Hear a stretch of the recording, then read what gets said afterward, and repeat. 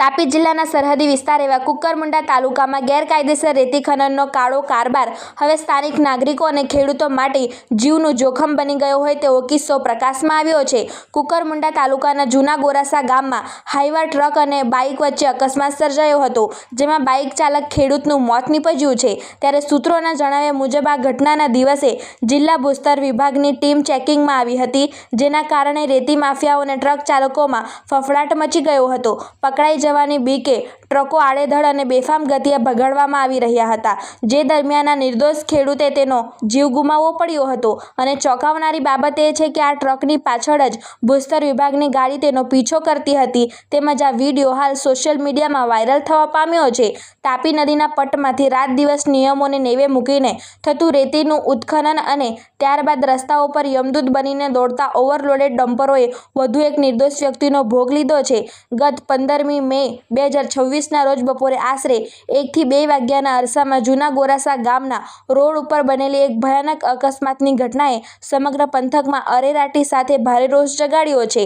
આ ઘટના સામાન્ય અકસ્માત નથી, પરંતુ રેતી માફિયાઓની બેદરકારી અને વહીવટી તંત્રની આંખ આડા કાન કરવાની નીતિનું વરું પરિણામ હોય એવા આક્ષેપો ઉઠ્યા છે। કુકરમુંડા પોલીસ મથકે નોંધાયેલી ફરિયાદ મુજબ પાટી ગામના વતની અને વ્યવસાયિક ખેડૂત એવા 45 વર્ષીય રામકૃષ્ણભાઈ પ્રતાપભાઈ વળવી સવારે આશરે 8 વાગ્યે પોતાની મોટરસાયકલ લઈને ખેતરે કામકાજ અર્થે ગયા હતા। બપોરે 2:30 વાગ્યાની આસપાસ તેમના પુત્ર યોગેન્દ્ર વળવી પર કુકરમુંડા પોલીસ સ્ટેશનના કોન્સ્ટેબલનો ફોન આવ્યો હતો। પોલીસે બાઇકના નંબર અને કપડાના વર્ણન પરથી યોગેન્દ્રભાઈને જૂના ગોરાસા ગામે હનુમાન દાદાના ફોટા નજીક પહોંચવા જણાવ્યું, જ્યાં અકસ્માત સર્જાયો હતો। યોગેન્દ્રભાઈ જ્યારે ઘટના સ્થળે પહોંચ્યા ત્યારે ત્યાં ભયાનક દ્રશ્ય હતું। રેતી ભરેલી એક ટાટા હાઈવા ટ્રકના ચાલકે મોટરસાયકલને અડફેટે લીધી હતી। અકસ્માત એટલો ક્રૂર હતો કે ટ્રકનું પાછળનું વ્હીલ રામકૃષ્ણભાઈના શરીર પરથી ફરી વળ્યું હતું, જેના કારણે શરીરના અંગોના કૂચે કૂચા નીકળી ગયા હતા। તેમનું ઘટના સ્થળે જ કમકમાટીભર્યું મોત નીપજ્યું હતું। કુકરમુંડા પોલીસે ટ્રકના ચાલક બિંદાસભાઈ ખાનસિંગભાઈ વસાવા વિરુદ્ધ ગુનો નોંધી કાયદેસરની કાર્યવાહી હાથ ધરી છે। સ્થાનિક સૂત્રો અને પ્રત્યક્ષદર્શી ખેડૂતોના જણાવ્યા અનુસાર આ અકસ્માત પાછળ રેતી માફિયાઓનો ફફડાટ જવાબદાર હતો। ઘટનાના દિવસે જિલ્લા ભૂસ્તર વિભાગની ટીમ આ પંથકમાં ઓચિંતા ચેકિંગમાં આવી હતી। વગર પાસ પરમિટ, રોયલ્ટી ચોરી કરીને અને ઓવરલોડ રેતી ભરીને દોડતા ડમ્પર ચાલકોમાં પકડાઈ જવાનો ભય પેસી ગયો હતો। ખનીજ વિભાગની દંડનીય કાર્યવાહીથી બચવા માટે માફિયાઓએ પોતાની ટ્રકો અને ડમ્પરોને આડેધડ અને બેફામ ગતિએ ભગાડવાનું શરૂ કર્યું હતું। આ નાસભાગ અને ભાગમભાગની સ્થિતિમાં જ આ ભારે ભરખમ ટ્રકે માર્ગ પરથી પસાર થતા નિર્દોષ આદિવાસી ખેડૂતને અડફેટે લઈ કચડી નાખ્યા હતા। ઉલ્લેખનીય છે કે અકસ્માત થયો ત્યારે તેની પાછળ જ ભૂસ્તર વિભાગની ગાડી દોડતી હતી। સ્થાનિકોનો આક્રોશ છે કે જો તંત્ર નિયમિત અને પ્રામાણિક ચેકિંગ કરતું હોત તો માફિયાઓમાં આવી ભાગમભાગ થઈ જ ન હોત અને એક હસતા રમતા પરિવારે પોતાનો મોભી ગુમાવવાનો વારો આવ્યો ન હોત। ઉલ્લેખનીય છે કે આ અકસ્માતનો અને હાઈવા ડમ્પર બેફામ ગતિએ જતા હોય અને તેની પાછળ ભૂસ્તર વિભાગની ગાડી હોય તેવા દાવાઓ સાથેનો વિડીયો હાલ સોશિયલ મીડિયામાં વાયરલ થવા પામ્યો છે। તેમજ ભૂસ્તર વિભાગ આ ગાડીને પકડવા આવેલ હોવાથી જ આ હાઈવા ચાલકે ગાડીને પૂર ઝડપે અને ગફલતભરી રીતે હંકારી લાવેલ હોવાથી જ આ અકસ્માત થયેલ હોય તે એવી ચર્ચાઓ પણ હાલ સોશિયલ મીડિયામાં ચાલી રહી છે અને આ વિડીયો સોશિયલ મીડિયામાં વાયરલ થઈ રહ્યો છે।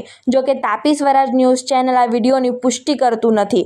જૂના ગોરાસા અને જૂના કોંડોજ ગામની સીમમાં તાપી નદીના કિનારે પરપ્રાંતીય માફિયાઓ સ્થાનિક તત્વો સાથે મળીને કરોડો રૂપિયાનો ખનીજ ચોરી કરી રહ્યા છે।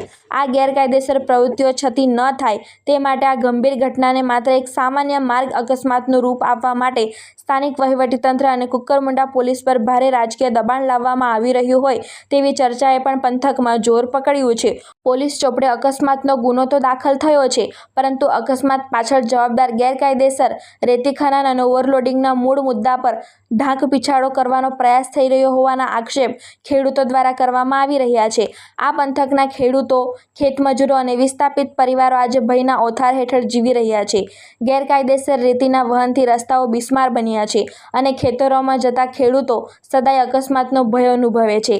હાલમાં તાપી જિલ્લામાં નવનિયુક્ત થયેલા કલેક્ટર દેવકુમાર ચૌધરી સાહેબ તેમજ જિલ્લા ભૂસ્તર વિભાગના વડા શેખ સાહેબ કડક છાપ ધરાવે છે, ત્યારે માત્ર ટ્રક ડ્રાઈવર સામે જ નહીં, પરંતુ જે લીઝ અથવા ગેરકાયદેસર સાઇટ પરથી રેતી ભરાઈ હતી તેના માલિકો સામે પણ પણ ગુનો દાખલ થવો જોઈએ. તેમજ તાપી નદીના પટમાં ચાલતા વગર પાસ પરમિટના ખનન પર કાયમી પ્રતિબંધ મૂકવામાં આવે તેવી લોકમાંગ ઉઠવા પામી છે. જોકે અહીં આ મામલે અનેક સવાલ ઉઠવા પામ્યા છે. શું કરોડોની કમાણી કરતા વગદાર રેતી માફિયાઓ સામે કાયદો પોતાનું કામ કરશે ખરું? શું એક ગરીબ આદિવાસી ખેડૂતના પરિવારને ખરેખર ન્યાય મળશે ખરો? આવા અનેક સવાલ સાથે પંથકમાં અનેક તર્ક વિતર્કો સર્જાતા જોવા મળી રહ્યા છે. ત્યારે આ મામલો આગળ શું વળાંક લેશે તે તો આવનાર સમયમાં જોવું રહ્યું. બ્યુરો રિપોર્ટ, તાપી સ્વરાજ ન્યૂઝ, તાપી.